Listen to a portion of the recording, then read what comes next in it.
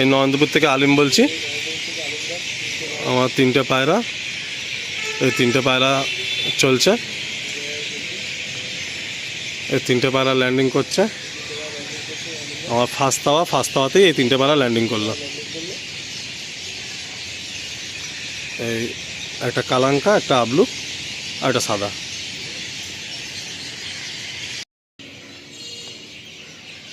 ये 15-16 कबूतर, ये 15 दिया तीनों कबूतर।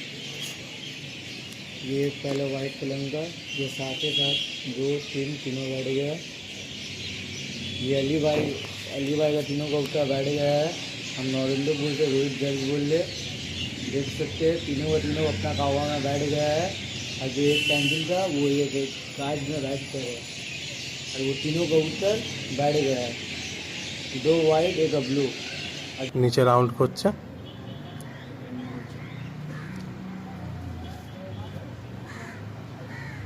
এই একটা পায়রা বসলো, এই 2টো পায়রা, এই 3টে পায়রা। আমার এই 3টে পায়রাই আমার ফার্স্ট তাওয়াতে বসেছে। আসসালামু আলাইকুম প্রিয় বন্ধুরা, সকলকে শীতের সকালের শুভ সকাল। ব্যাপক হারে ঠান্ডা পড়ে গেছে, টেম্পারেচার কোথাও কোথাও 9, কোথাও কোথাও 10, এরকম কন্ডিশান। আর যেভাবে শীতের হাওয়া চলছে, তো যাই হোক, আমরা সবাই এই উইন্টার সিজনটাকে উপভোগ করছি আশা করি, কারণ সবাই ভালো আছি এই আশা রেখে একটা ভিডিও শুরু করছি আজকে ভিডিওটা মূলত হচ্ছে আপনাদের একটা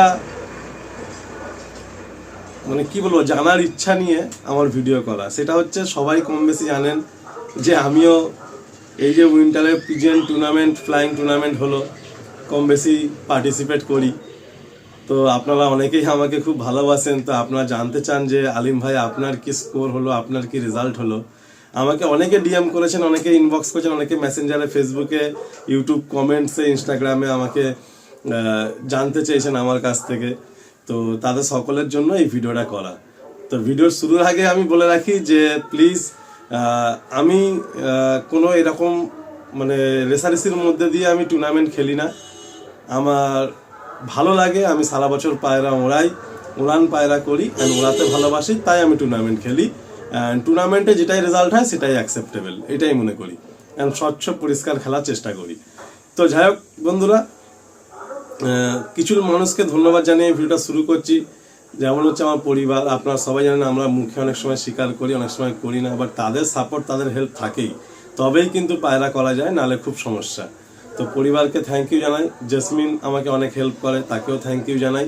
অ্যান্ড তারপরে আমাদের যিনি আছেন দাদা দিব্যেন্দু পিকুদা, গড়িয়া থেকে দিব্যেন্দু পিকু মালিদা, ওনাকেও থ্যাংক ইউ জানাই। অ্যান্ড আমাদের উস্তাদ অজয় চৌধুরী পার্টির সমস্ত ভাই দাদা বন্ধুদেরকেও থ্যাংক ইউ জানিয়ে আমি ভিডিও শুরু করছি। অ্যান্ড সর্বোপরি তো আপনারা তো আছেন আমার পাশেই। অ্যান্ড এই খেলা পরিচালনা করতে গিয়ে যে সমস্ত রেফারিরা আসেন তাদেরকেও থ্যাঙ্কস, অ্যান্ড যারা যেরকমভাবে হেল্প করেন তাদের প্রত্যেককে আমার মন থেকে থ্যাংক ইউ জানাই।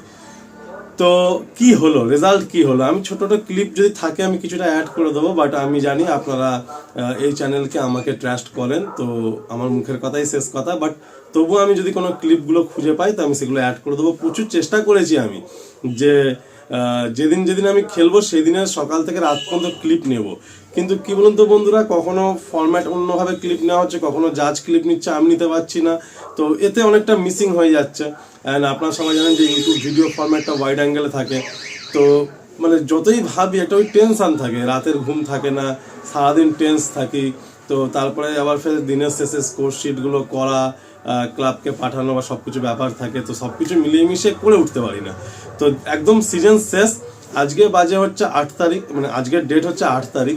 আমি দোকানে এসে একটু সময় বার করলাম যে আজকে একটা ভিডিও আমি করে দিই, কারণ পুরো সিজন অনেক ভাই জানতে চাইছেন যে কি হলো আলী ভাই তোমার রেজাল্ট, তো আজকে জানিয়ে দিচ্ছি।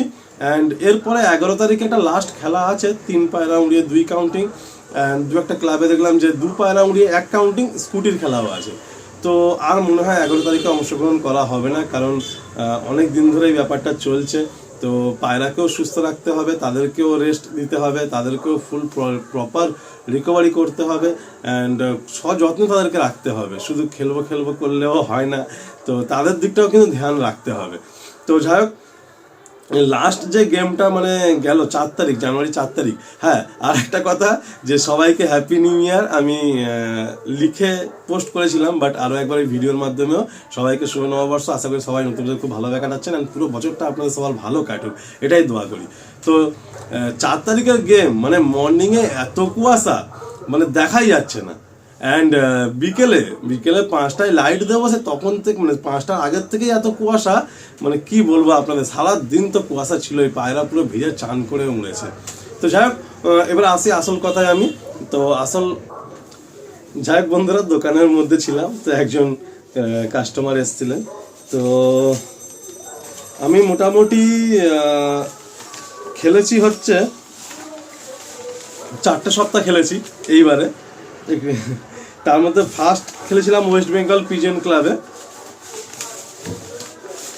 ওয়েস্ট বেঙ্গল পিজন ক্লাবের সার্টিফিকেটটা এই কাগজ এইসব রয়েছে। ওয়েস্ট বেঙ্গল পিজন ক্লাবের সার্টিফিকেটটা আনা হয়নি, ওটা ঘরে রয়ে গেছে। যাক, আমি যেটা মুখে বলি, ওয়েস্ট বেঙ্গল পিজন ক্লাবে হচ্ছে 12 পায়রা আমি খেলেছিলাম। একটু বেশি পায়রা নিয়ে এবার নেমেছিলাম মাঠে। মোটামুটি আমার কাছে 25টার উপর পায়রা ছিল, তো ইচ্ছা ছিল 23 পায়রা বা 17 পায়রা খেলবো, কিন্তু উইন্টারের সিজন আপনারা জানেন, রাত বসে 2-1টা পায়রা নষ্ট হয়। অ্যান্ড আপনার হচ্ছে আমার যেহেতু তাওয়া, আপনারা সবাই জানেন, দেখুন পায়রা ওড়াতে গেলে সবসময় মানে দেখুন সবাই তো চাই জিততে, কিন্তু হারটাকেও অ্যাকসেপ্ট করতে হবে। আপনি যদি হার অ্যাকসেপ্ট করতে পারেন তাহলে আপনি জেতার স্বাদ পাবেন। ঠিক আছে, আমি হেরে গেছি কেন, এখানেই থেমে যাবো, এখানে স্টপ, কেন হারলাম, এটা নিয়ে ভেঙে পড়লে হবে না।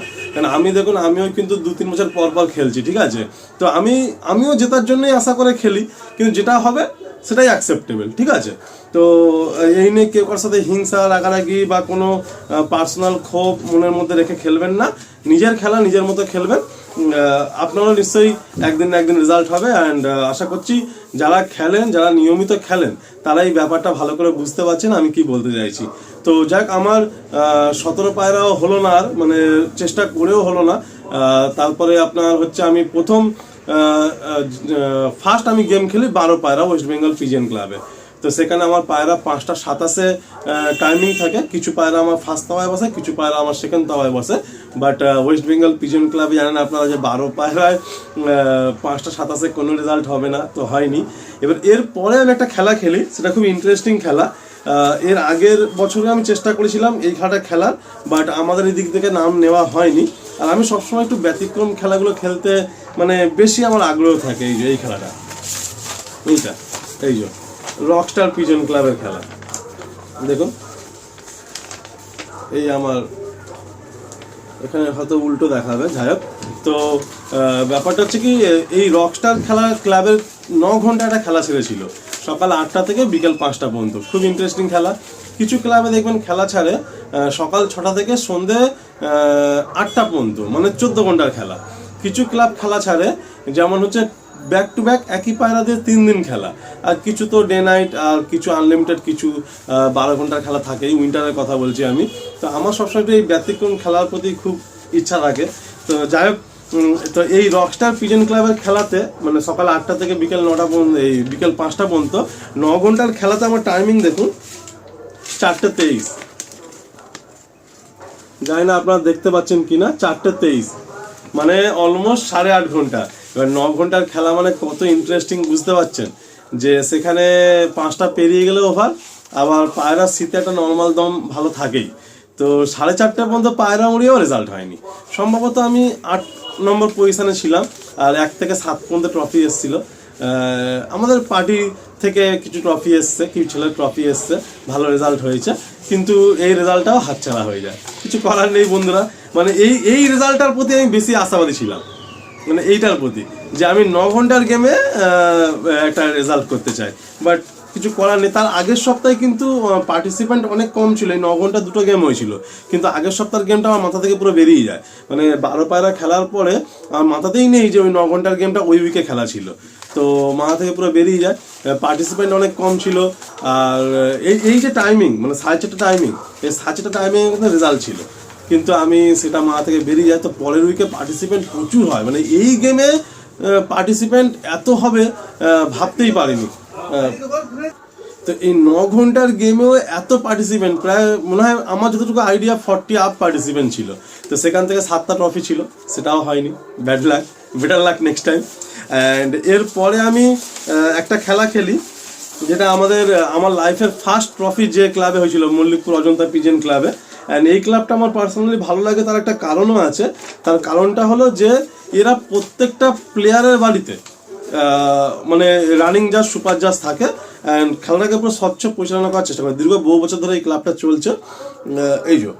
এইটা আমার হচ্ছে এই ক্লাবে আমার সেকেন্ড পজিশন হয়। আপনারা দেখুন, মল্লিকপুর অজন্তা পিজেন ক্লাব 28 ডিসেম্বরে হয়েছিল। এটা 28 ডিসেম্বর। এই যে 5টা 31 করে পায়রা আমার নামে, 5টা 31 করে পায়রা নামে। টোটাল এটা 4 পায়রায় 3 কাউন্টিং ছিল। 34 ঘন্টা 35 মিনিট 36 সেকেন্ড হয়েছিল। 34 ঘন্টা 35 মিনিট 36 সেকেন্ড।